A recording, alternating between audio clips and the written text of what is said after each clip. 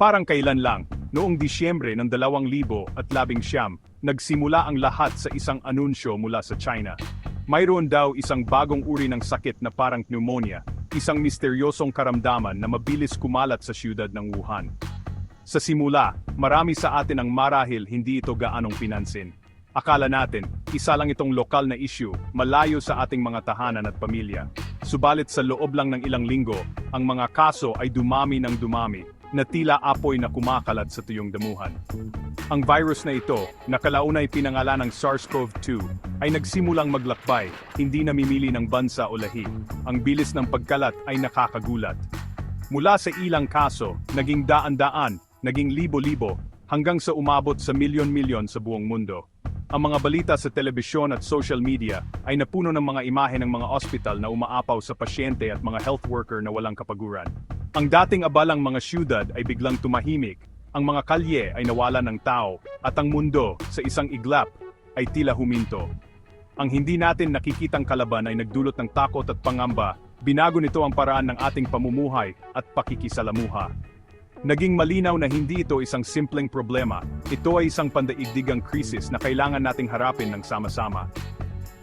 Naging pamilyar sa atin ang mga salitang lockdown, quarantine, at social distancing. Ang dating normal na paglabas ng bahay para magtrabaho, mamasyal, o makipagkita sa mga kaibigan ay biglang naging isang panganib. Ang bawat tao ay naging potensyal na tagapagdala ng virus, at ang bawat isa sa atin ay naging potensyal na biktima. Ang kwentong nagsimula sa isang siyudad sa China ay naging kwento na nating lahat. Ito ang simula ng isang mahabang laban, isang pagsubok sa katatagan ng ating mga sistema ng kalusugan, ng ating ekonomiya, at higit sa lahat, ng ating pagiging isang komunidad. Ang hamon ay inilatag sa ating harapan. Ang tanong na bumabagabag sa isipan ng lahat, paano nangyari ito? Paano kumalat ng ganito kabilis ang isang virus na hindi man lang natin nakikita? Ito ang simula ng ating paglalakbay upang unawain ang kalikasan ng ating kalaban. Upang matalo ang isang kaaway, kailangan muna natin itong kilalanin. Kailangan nating alamin kung paano ito gumagalaw, kung paano ito naninira, at kung ano ang mga kahinaan nito. Ang kaalaman ang ating unang linya ng depensa. Sa pag-unawa sa pinagmulan at paggalat ng COVID-19, mas magiging handa tayong harapin ang mga susunod na kabanata ng pandaigdigang hamon na ito. Para mas maintindihan natin ang sitwasyon, kailangan nating kilalanin ang ating kalaban. Ano nga ba itong coronavirus? Isipin mo na lang ang isang virus bilang isang napakaliit na pirata o magnanakaw ng impormasyon. Hindi ito isang buhay na organismo tulad ng bakterya. Para itong isang maliit na kapsula na naglalaman lang ng genetic material, isang set ng instructions o blueprint. Dahil hindi ito kayang mabuhay o dumami ng mag-isa, kailangan nito ng isang host o isang buhay na cell. Ang misyon nito ay makapasok sa loob ng ating mga cells upang gamitin ang mga ito bilang pabrika para gumawa ng mas maraming kopya ng sarili niya. Ang SARS-CoV-2, ang virus na sanhi ng COVID-19, ay kumakalat pangunahin sa pamamagitan ng respiratory droplets. Kapag ang isang taong may impeksyon ay umubo, bumahing, o kahit nagsalita lang, naglalabas siya ng maliliit na patak ng laway o sipon. Kung malalanghap ito ng ibang tao, o kung mapunta ito sa kanilang mga mata, ilong, o bibig, doon na magsisimula ang impeksyon. Pwede rin itong makuha sa paghawak sa mga bagay na napatakan nito, tulad ng doorknob, cellphone, o pera, at pagkatapos ay ihahawak mo ang iyong kamay sa iyong mukha. Kaya naman napaka-importante ng pag-iwas sa paghawak sa ating mukha. Ang pangalang coronavirus ay galing sa itsura nito sa ilalim ng microscope. Mukha itong bola na may mga spike o tulis sa paligid, na parang corona. Ang mga spike protein ito ang nagsisilbing susi ng virus. Ito ang ginagamit niya para kumapit at pumasok sa ating mga cells. Bawat uri ng virus ay may partikular na uri ng cell na kaya niyang pasukin. Sa kaso ng SARS-CoV-2, ang target nito ay ang mga cell na mayroong tinatawag na ACE2 receptors na madalas matagpuan sa ating baga, lalamunan at bituka. Kapag nakakita ang virus ng cell na may ganitong receptor, para siyang nakahanap ng tamang susian para sa isang kandado. Kaya't ang kalaban natin ay isang tuso at mahusay na manlilinlang. Gumagamit ito ng sarili nating katawan laban sa atin. Hindi ito nakikita ng ating mga mata, pero ang epekto nito ay kayang magpatigil sa buong mundo. Ang pag-unawa sa simpleng mekanismo na ito, kung paano ito nabubuhay at kumakalat, ay mahalaga. Dahil dito nakasalalay kung paano natin ito pipigilan. Ang bawat hakbang na ating ginagawa, mula sa pagsusuot ng mask hanggang sa paghuhugas ng kamay, ay direktang sumasalungat sa paraan ng pag-atake ng virus. Ito ang pundasyon ng ating depensa laban sa sakit na ito. Kapag nakapasok na ang virus sa ating katawan, halimbawa sa pamamagitan ng paglanghap, magsisimula na ang tunay na laban sa loob.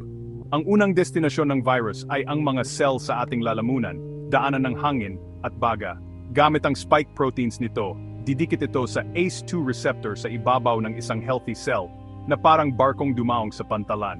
Pagkadikit, maglalabas ito ng kanyang genetic material, ang RNA, papasok sa ating cell. Dito na magsisimula ang panlilinlang. Ang RNA ng virus ay parang isang bagong boss na magbibigay ng utos sa ating cell. Ang ating cell na nalito sa bagong instructions ay hihinto sa kanyang normal na gawain. Sa halip, susundin nito ang utos ng virus, ang gumawa ng napakaraming kopya ng mga parte ng virus. Ang RNA nito at ang mga protina na bumubuo sa kanyang katawan. Ang cell ay magiging isang assembly line, isang pabrika na walang tigil sa paggawa ng mga bagong virus. Matapos mabuo ang libo-libong bagong kopya ng virus sa loob ng isang cell, ang nasirang cell ay mamamatay at puputok. Ang mga bagong pirata na ito ay lalabas at hahanap naman ng mga bagong healthy cells na kanilang sasalakayin. Ito ang dahilan kung bakit exponential ang pagdami ng virus sa ating katawan. Mula sa isang virus, magiging libo-libo.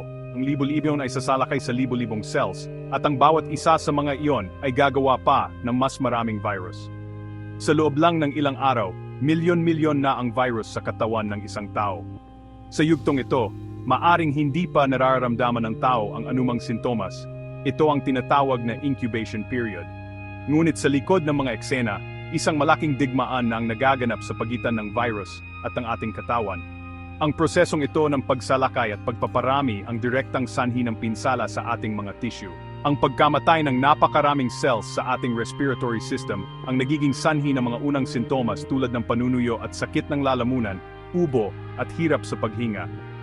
Habang dumarami ang nasisirang cells sa ating baga, nababawasan ang kakayahan nitong maglipat ng oxygen sa ating dugo. Simpleng proseso ng pagpasok ng virus sa isang cell ay nagiging simula ng isang malawakang pinsala na maaring maging banta sa ating buhay kung hindi ito makokontrol. Siyempre, hindi naman basta-basta nagpapatalo ang ating katawan. Mayroon tayong sariling hukbo, ang ating immune system. Kapag may pumasok na kaaway tulad ng virus, agad itong naalarma. Ang mga unang rumesponde ay ang mga tinatawag na border cells na naglalabas ng mga signal na tinatawag na cytokines. Ang mga signal na ito ay parang isang tawag sa siyam na isa-isa, nagsasabing, may mananakop, kailangan namin ng tulong. Ang mga cytokines na ito ang nag-activate sa iba't ibang klase ng immune cells para pumunta sa lugar kung saan may impeksyon at simula ng paglaban. Dito na pumapasok ang mga sundalo ng ating immune system. Ang mga neutrophils ay parang mga frontline soldiers na nagpapakawala ng mga enzyme para sirain hindi lang ang mga infected cells, kundi pati na rin ang mga virus mismo. Ang problema, sa sobrang bagsik nila, nadadamay minsan pati ang mga healthy cells. Kasama rin diyan ang mga killer T cells, na parang mga special forces. Ang trabaho nila ay hanapin ang mga cells na na-infect na ng virus at utusan ang mga itong mag-self-destruct o magpakamatay para hindi na makapag-replicate pa ang virus sa loob. Ito ay isang epektibong paraan para pigilan ang pagkalat ng impeksyon. Sa karamihan ng mga kaso, lalo na sa mga mild, nagiging matagumpay ang ating immune system. Matapos ang ilang araw o linggo ng labanan, unti-unting nakokontrol ng immune system ang sitwasyon, nababawasan ang dami ng virus, naititigil ang pagkasira ng mga cells, at nagsisimula na ang recovery. Ang lagnat, pananakit ng katawan, at pagkapagod na nararamdaman natin ay mga senyales na aktibong lumalaban ang ating immune system. Ito ay bahagi ng normal at malusog na response. Ang mga sintomas ay patunay na ang ating katawan ay gumagawa ng paraan para protektahan ang sarili. Ngunit sa ilang kaso, lalo na sa COVID-19, nagkakaroon ng problema. Minsan, ang immune system ay nagiging sobrang agresibo. Nagkakaroon ng tinatawag na cytokine storm, kung saan sobrang daming signal ang nilalabas na nagdudulot ng malawakang pamamaga o inflammation. Para itong isang hukbo na sa sobrang sabik lumaban ay sinisira na rin pati ang sarili nitong kampo. Ang sobrang lala ng immune response na ito ang nagdudulot ng matinding pinsala sa baga at iba pang organ, at ito ang isa sa mga dahilan kung bakit nagiging severe o critical ang sakit para sa ilang mga pasyente. Ang COVID-19 ay may iba't ibang mukha.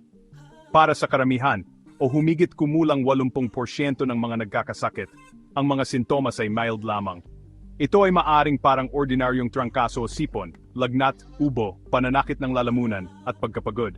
Sa mga kasong ito, ang immune system ay nagagampanan ng maayos ang kanyang trabaho. Naglalabanan ng virus at ang immune cells sa itaas na bahagi ng respiratory tract. Matapos ang ilang araw, unti-unting nananalo ang ating katawan, at ang pasyente ay gumagaling ng hindi nangangailangan ng ospitalisasyon. Para sa kanila, ang karanasan ay hindi kaiba sa isang masamang trangkaso. Subalit para sa ilan, lalo na sa mga matatanda o may dati ng karamdaman, mas maluba ang nagiging laban. Kapag ang virus ay nakarating na sa baga at nagsimulang manira ng napakaraming lung cells, dito na nagiging seryoso ang sitwasyon. Ang malawakang pagkamatay ng mga cells sa baga ay nagiging sanhi ng matinding pamamaga. Ang mga air sac o alveoli, kung saan nangyayari ang palitan ng oxygen at carbon dioxide, ay napupuno ng likido, nana, at mga patay na cells. Ito ang tinatawag na pneumonia. Hirap na ang pasyente sa paghinga dahil ang kanyang baga ay hindi na makakuha ng sapat na oxygen mula sa hangin. Kapag bumagsak na ng husto ang oxygen level sa dugo, kailangan na ng pasyente ng tulong sa paghinga. Dito na pumapasok ang pangangailangan para sa oxygen support o sa mas malalang kaso, ang paggamit ng mechanical ventilator. Ang ventilator ang artipisyal na gumagawa ng trabaho ng baga. Itinutulak nito ang hangin papasok at palabas para masigurong may sapat na oxygen na nakakarating sa dugo at sa buong katawan. Ito ay isang critical na yugto kung saan ang katawan ay hirap ng lumaban. Ang laban ay hindi na lang laban sa virus, kundi laban na rin sa pinsalang dulot ng sariling immune response. Ang pinaka-critical na sitwasyon ay kapag ang immune system ay tuluyan ng bumigay o naging hyperactive na nagdudulot ng pinsala hindi lang sa baga, kundi sa iba pang organ tulad puso, bato, at utak. Ito ang tinatawag na acute respiratory distress syndrome o multi-organ failure. Sa puntong ito, ang tsansa ng pasyente na mabuhay ay bumababa ng husto.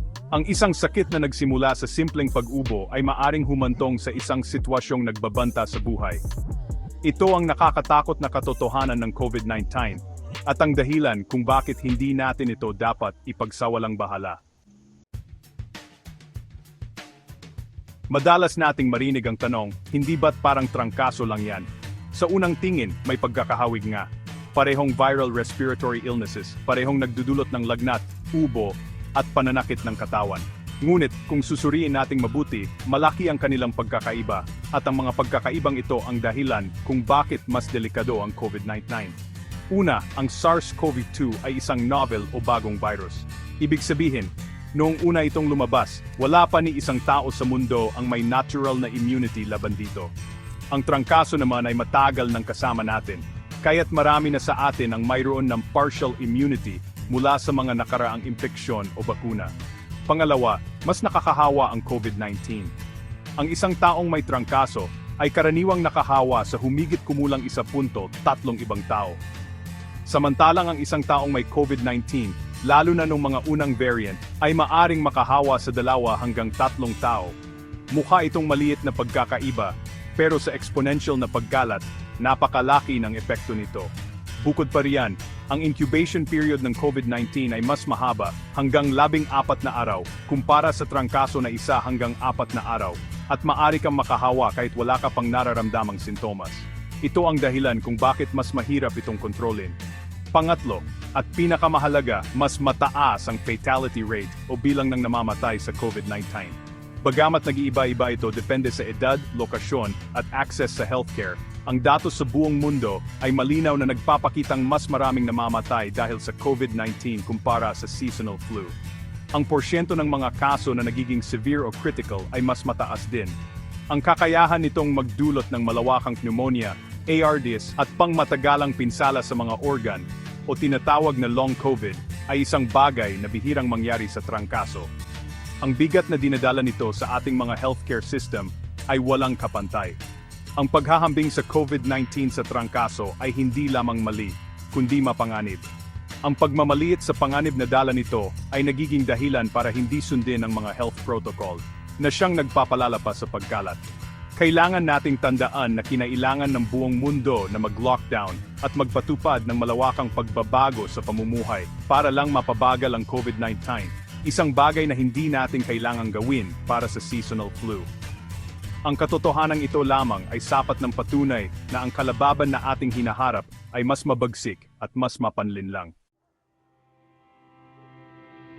Sa gitna ng isang pandemya na dulot ng isang virus na hindi natin nakikita, madaling makaramdam ng pagiging walang magawa. Ngunit ang totoo, mayroon tayong mga simple, ngunit napakabisang sandata na magagamit. Ang una at pinakamahalaga ay ang tamang paghuhugas ng kamay. Bakit ito epektibo? Ang coronavirus ay napapalibutan ng isang protective layer na gawa sa taba o lipids. Ang sabon ay napakahusay sa pagsira ng taba. Kapag naghugas ka ng kamay gamit ang sabon at tubig, sinisira ng sabon ang balot na ito na siyang pumapatay sa virus. Para siyang pagbutas sa isang lobo. Ang tamang paraan ng paghuhugas ay mahalaga. Kailangan mong basahin ang iyong mga kamay, maglagay ng sapat na sabon, at kuskusin ang lahat ng parte ng iyong kamay. Ang palad, likod ng kamay, pagitan ng mga daliri, at ilalim ng mga kuko, sa loob ng hindi bababa sa 20 segundo. Kantahin mo na lang ang happy birthday ng 2 beses.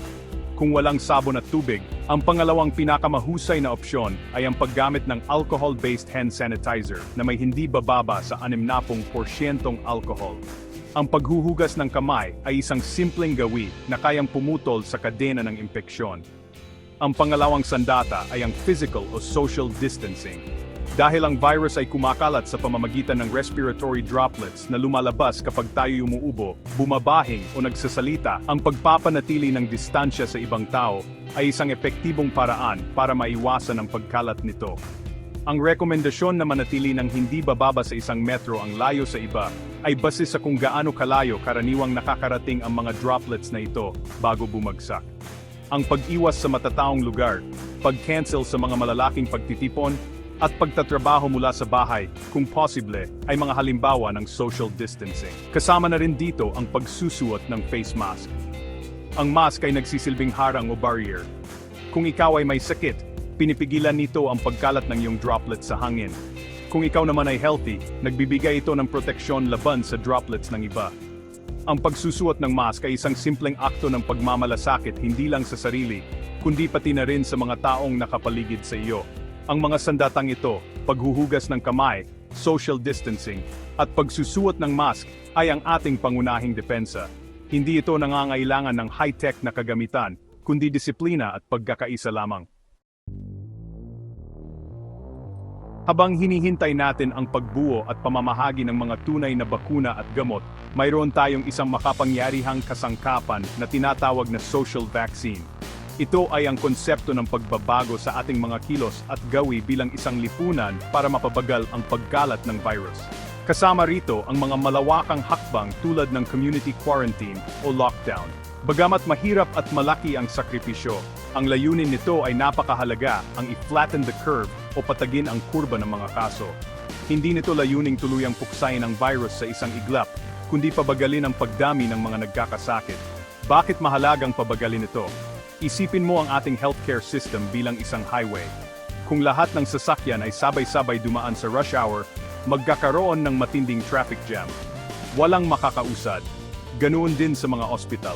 Kung sabay-sabay dadami ang mga pasyenteng nangangailangan ng kama, ventilator, at atensyon ng mga doktor at nurse, babagsak ang sistema.